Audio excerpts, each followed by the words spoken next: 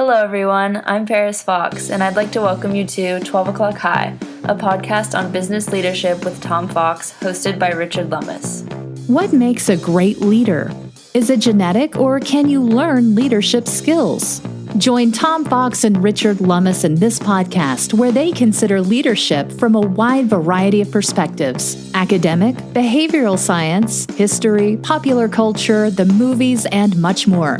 You'll learn about specific tactics and strategies that you can bring to your own leadership toolkit. 12 O'Clock High is a production of the Compliance Podcast Network. Richard Lummis is on assignment this week, so I'm joined by Nick Gallo, and we take a look at Doris Kearns Godwin's class on leadership in the master class. We consider leadership lessons from Theodore Roosevelt, Franklin Roosevelt, Lyndon Johnson, and Abraham Lincoln. Hello, everyone. This is Tom Fox back for another episode, and I'm extraordinarily pleased to have with me Tom Pilotti. In addition to being another Tom, which makes it cool in and of itself, he's a former high school distance runner, and we're going to actually get into that. I don't get to meet too many of those anymore, and he's actually close to my age. So that's 3+ stars from me right off the bat. So Tom, with that incredibly long-winded introduction, first of all, welcome, and thank you so much for taking the time to visit with me today. Man, Tom, thank you so very much. As we talked about last week, I've been excited all week waiting for this, and really, really excited to be here today. Tom, in reviewing information on you and getting prepared for this podcast, it really struck me that although one might say you're in the business of sales training, I see the skills you are teaching in a much broader sense. I see leadership, I see listening, I see corporate officers who can utilize many of these skills. So could maybe I start with a basic question of to ask you about your work, and why do you see sales training as so key to really any type of business? Well, what I've found, I think the unique spin, Tom, that I've been fortunate enough or blessed to be able to bring to the table with my clients was that because I developed and taught myself from the ground up, I would offer my clients field training. So when I would go to a client, let's say in Indiana, and more times than not, the president, vice president, general sales manager, they really have no clue what's going on in the sales department except what they're being told, which 90% of the time is a bunch of hogwash. So when I get in the car and I'm riding with what they deem to be as a star seasoned sales rep, and they can't make a presentation, it comes back to the fact that we all now know that all they're doing is churning accounts. So from the field training aspect, you can't really get over on me because I'm there teaching them and then asking them to replicate that. So what happens is it's a funny story, Tom. I had my two dogs when I lived in Marietta, Georgia. I had a big fenced yard, and there was a hedge line all the way around the yard. And the dogs kept getting out, and there was a pretty big main road close by, so that kind of disturbed me. So one day I said, enough, and I chainsawed all the bushes down to the ground, and lo and behold, there were the two holes that they were crawling under. The point of that being, we can't fix what we can't see. So being able to have an objective set of eyes, to be able to know what the marketplace is requiring of a business, and then connecting those two things together is really where I thrive in being able to put a fresh set of eyes on a business situation that, again, the folks in the ivory tower are usually oblivious to it, and salespeople are very adept at telling the folks that sign their paychecks exactly what they want to hear, which lends itself to kind of really a stagnation. Tom, I want to translate that into some compliance speak because you said something incredibly important, I think, which is people do not think of training as an opportunity for continuous improvement. But because of the training you put on, and more importantly, your listening skills and the feedback you got in that training, you were able to give actionable information to senior management about the status of the corporate training program and what they were being told, and they could actually make an improvement based upon your sales training. And you're absolutely right. And I guess the biggest challenge that I've found is sometimes it would require 1, 2, maybe 3 nights of drinking beer with them, Tom, before they would finally. This is the olden days, of course. Before they would finally realize that, you know what, Tom, you're right. And no one likes change, okay, and no one likes their toes stepped on. But I've kind of made a career of telling my clients the hard truth because I've never had a desire to be a yes man. Either, my Kool-Aid tastes really good. And if you drink my Kool-Aid, you're going to enjoy the results of that Kool-Aid. And again, I'd rather opt to not have a client that just wanted to hear what they wanted to hear because, in essence, I prefer to be judged on performance. I prefer to be judged on the scoreboard. And if what you're able to do quickly is able to move the needle, and I've got an uncanny ability to teach what I've got and to reach people where they're at, whether it's a CEO or a brand new salesperson, so that it can be spoon-fed and actually be able to put into use every single day. It shouldn't have to be rocket science. It's very user-friendly. But sometimes, like anything, one new idea could literally be worth $1 million. Here's a question that I want the answer to as an me. So I'm going to pose it to you, which is why do most people who think they understand media sales continue to miss it by a mile? Because basically what they're doing is, let's say you're in billboard advertising sales, and the 99.9% of the sales representatives, inclusive of company ownership and upper management, are out selling empty space. Tom, would you like me to send you a bill for $1,200 a month, not knowing what's going to happen? You're in charge of the creative. I'm just hustling empty space, empty air, and let's both hope that you get some results. And by the way, could you sign up for a year of sending me $1,200 without any inclination of what in the heck that media is going to do? And what I learned from right out of college was, let's say, Tom, let's say you're in the glass and window tinting business, and I come to you and say, hey, Tom, I'm the billboard guy locally. I've got a billboard down the road from you. Then you know what? If you put up this idea that I have in my head, which a Cheech and Chong Mexican-looking guy with finger pointing at the traffic going by, almost like Uncle Sam saying, I want you, except your headline reads, I'll tint your car for $99.95, and create a piece of art/campaign. When you sell an idea, people judge the entire package. I teach people not to go in and just sell their product.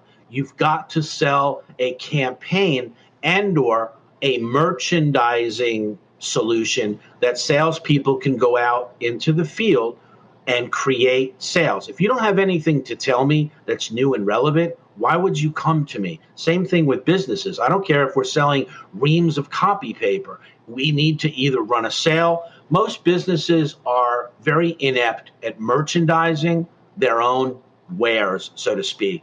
If you and I were going to go buy a big screen TV today, would we walk into Best Buy, walk up to one, and really not look for the $2,000 TV that we could buy as an open box for $1,200? Logic being, everybody wants a deal. And until you frame your offering in such a way that it's a deal, oh my goodness, Tom, this is an exceptional value, it makes the decision process as simple as yes, no, or next. And I always qualify people with, Mr. Customer, this idea will cost you $1,200 a month, but if I'm bringing you in a new client every single week that makes you, $200, $300, $400, and now the word is getting out, we have to do it in an ROI type standpoint, no matter what it happens to be. I like advertising because it gives us the ability to be extremely creative. But if you're selling hard goods, again, the olden days of just charming people with your personality to get them to buy a box of widgets,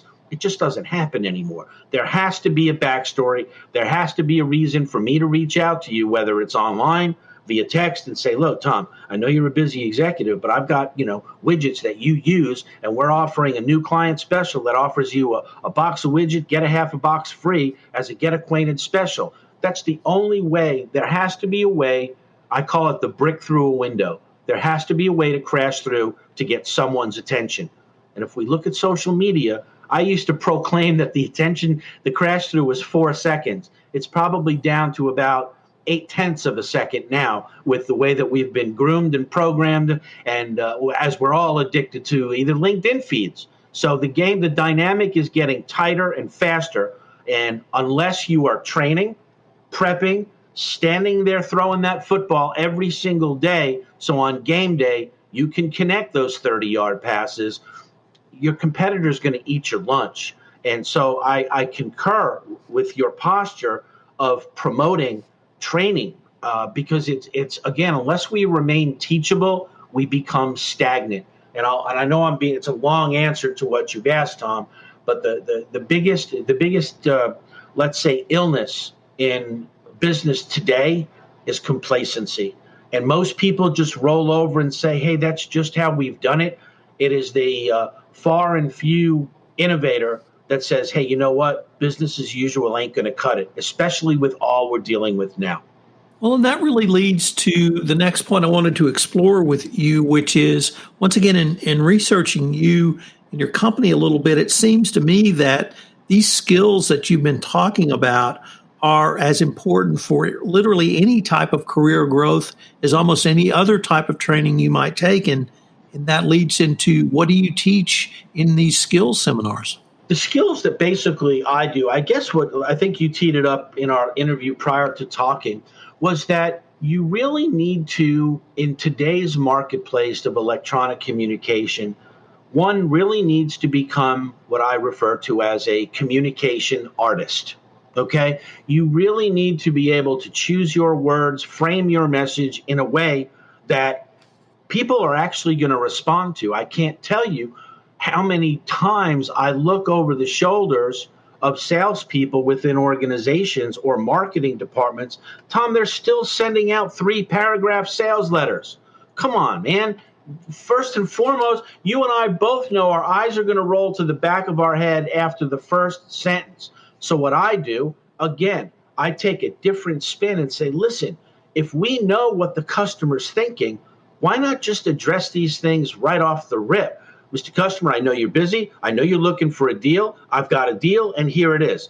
And then I'll give your listeners, this is probably the best and most valuable piece of advice we can give.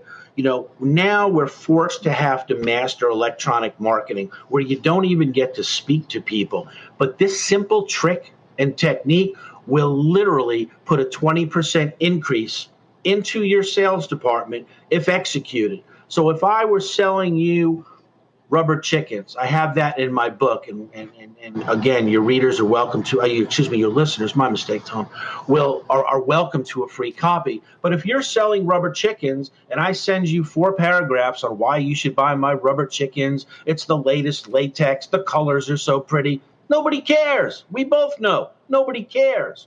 However, if we're able to send something, and if it is a viable prospect, and say, hey, Tom, I've got a new line of rubber chickens. They will help make you a lot of money. Is this something you'd like to talk about? ? It's engagement. It's the same as pay-per-click. It's the same as digital marketing. And if I sent you that 3-sentence email and you even had a remote interest in my offering, I'm asking you to make a response. Yeah, Tom, I'd like to know a little bit more. And all we can hope for, in my humble opinion, is a single move of a chess piece. And that's how we win the game. It is a chess game. You're not going to get a sale from the first communication. But people, business owners, prospects are looking to see, first and foremost, is this person who's trying to sell me something have a modicum of common sense? Do they really feel, or does it appear that they want to help me? And if so, okay, I'll give you 10 seconds. Tell me more. And every time we communicate with them, we have to have more to the story so that we are a masterful trial attorney building our case to where we're not going in circles trying to flim-flam them with a sale. And, I like to refer as that I create my students and my clients that they have to conduct themselves as $1,000 an hour sales and marketing person. And if I'm reaching out to you It's been a very deliberate reason. I'm not just reaching out to 100 people trying to sell financial services and hope that one person writes me back. So being deliberate, having your people be able to use communications that are designed to get an intelligent response and designed to make your people look like they know what they're doing and they're dialed into today's economy.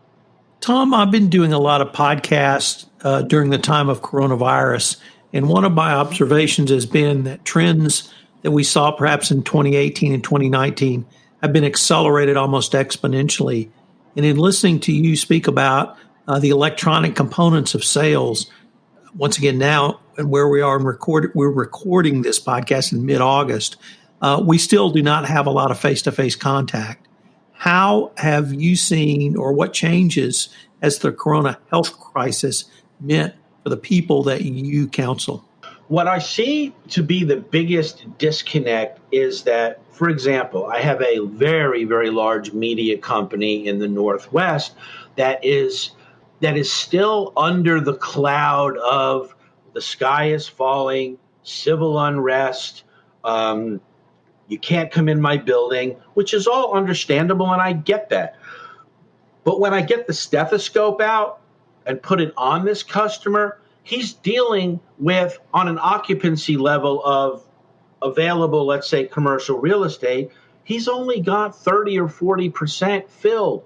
There's 60 to 70% vacancy left on the table. So do you really just sit there and wait 3 years until an uptick in commercial real estate, or do you design a program to get those things rented, sold, leased, rent, whatever it happens to be today? That's what I don't understand. And I don't know if it's that he watches too much TV or people feel that it's an unattainable goal. I'm here to tell you, I am involved in a number of different enterprises that rely on selling stuff to people I'll never meet because of the level of communication. That's really it in a nutshell. We have to be, we can't wait for a solution. We need to design the solution. I use this in my seminars, Tom. I'm the guy that's going to jump off the cliff and build my wings on the way down. You've got to jump. There's no other way. Is that message resonating at this point in time? It is slowly but surely, because I think the fear, panic, and how are we going to do this with a video conference or someone calling in a play or two from the sidelines is not rational. It's not rational, because if you gave me a new salesperson from your company, I would probably have them out tracking or chasing your number one salesperson within 90 days. Literally, because of giving them the components. Here's who you talk to, here's what you say, and here's how you say it. It's like if we were to learn how to play golf. We're a successful golf player if we develop a swing that repeats. So you don't have, most salespeople or most companies are relying on the marketing department to always have to be on and make a unique performance of their presentation. I teach companies to come up with a model that repeats, and using your own personality and interpersonal skills, that's where it gets fun. I'm a little rough around the edges, but that's what makes me shine. I don't want to be somebody I'm not. I do, however, have both guns loaded with help, and I will show you what I can do to help you and demonstrate that very, very quickly. And every single salesperson, every single sales and marketing department, I don't care if you're 3M all the way down to the window tint guy, the model never changes. It can't. Let me see if I can tie that process-oriented approach into something you said a little bit earlier in the podcast. Does that process, at the end of the process, provide either metrics, numbers, or documentation that then can be looked at, analyzed, and utilized for continuous monitoring and continuous improvement going forward? Let's go back to another company that, again, it was commercial real estate. Doesn't matter what the product is. But when nothing is measured, there's no way to determine. So what I typically do, I'm the guy that comes into your company and walks down the hall and kicks the garbage can. Why? Because that ether needs to be worn off. That we do things this way is just the way it is. We're okay with 2.3% annual growth. Man, that's hogwash. What I do is I get buy-in from the top, so it flows down. I'll go into either their sales room or by the break room, and I create what is a war room mentality. Okay, this company had a glut of commercial properties in the worst part of town that had been emptied and vacant for a very long time. We put in a boot camp initiative. It was me, 2 seasoned salespersons, and 2 new novice salespeople. And we collectively, through this initiative, leased out 50 vacant commercial properties in 28 days. Now, what happened was on this war board, this whiteboard, we started with that number. Wouldn't you know that the CFO of the company made a habit of walking past that board probably 4 to 5 times a day, because it was actually a descending ticker tape, because every 2 or 3 days that number was coming down dramatically until we reached our goal. If you get that level of enthusiasm and excitement bred back into an organization, enthusiasm is contagious and enthusiasm sells, if that makes any sense. So, Tom, I think on your LinkedIn profile, I saw that you were a high school track athlete and you ran cross country. So I have to ask you, what were your events and both on the track and distances you ran in cross country? Sure. I was my dad was a New York City police officer. For some reason, they would not allow me to play football, Tom, and I carried that grudge for a long time because I was very fast and I got to watch all my friends get all the girls and all the Saturday and wearing their jersey. So I elected to participate in track and cross country. And I guess it's that desire for either acceptance or wanting to win and excel. A lot of us that were not brought up in homes with recognition, that was my outlet to succeed, and I guess I had a natural aptitude. I would win without going to practice, so that made it a little even more challenging. But long distance, it was a mile to 5 miles in cross country. How I did it today at 59 years old, Tom, I can't even begin to tell you. I get winded walking along the beach here, and had actually with track and field. It was the shorter distances. I ran in Madison Square Garden in New York City when I was a freshman with the varsity track team. I had state records and school records, and it was a natural for me. And I think that in racing per se, you had a short period of time to produce a needed result. And I use this example a lot, but to define my DNA, it was a state final, 100-yard dash, a lot of bigger and badder people than me. I think I was in 10th grade, and our high school in New York was 10, 11, 12. Cinder track, lined up in the starting blocks. The gun went off, bang! I fell right on my face. And I'm like, oh, and this was a final. So I looked, I got up, and I literally came from behind to win. So I think that DNA of tenacity has always served me. And, we talked about, too, don't ever tell me it can't be done, because I'll prove you wrong, because it can be done. It's the mindset, it's the taking off the blinders, and it's the ability to know that you can accomplish it and don't give up until you do. So it's just a mindset that I use in my daily personal faith and more importantly, work life. It's just, from what I've been through in the recovery sector of my life, it's don't tell me it can't be done. Tom, unfortunately, we're near the end of our time, but I was wondering if listeners wanted any more information about you or your services or more information on your book, where could they go? If you'll go to my website, it's Tom Pilotti, P as in Peter, ILOTTI. You can message me there. I'm all over Google. You can message me at tom@tompilotti.com. And the interesting thing is, too, Tom, what I would like to give your listenership is, man, if you're in a situation where you don't have a budget, you can't afford, a top national trainer, just call me, just write to me. We'll sit and have a conversation and I'll help you. I had a young man reach out to me from a copy of my book this morning who's been out of work. He's gone. He can't find anything. So now I'm going to insert him into one of the channels that I work with in financial services, and I'm going to help the guy. So I'm a big proponent in nowadays with all the unrest in the country, Tom, is that if we give our best selves away, we're never going to go hungry. So I try to, if somebody needs help, I will clear the deck to make time for them. God will never, ever let us go hungry if we're helping the next person. I may be crazy, but it's working for me so far. Well, Tom, this has just been a ton of fun and a fascinating visit with you. I hope that perhaps in the future I might be able to call upon you again. Anytime you need me, Tom, I would love to be of service to you.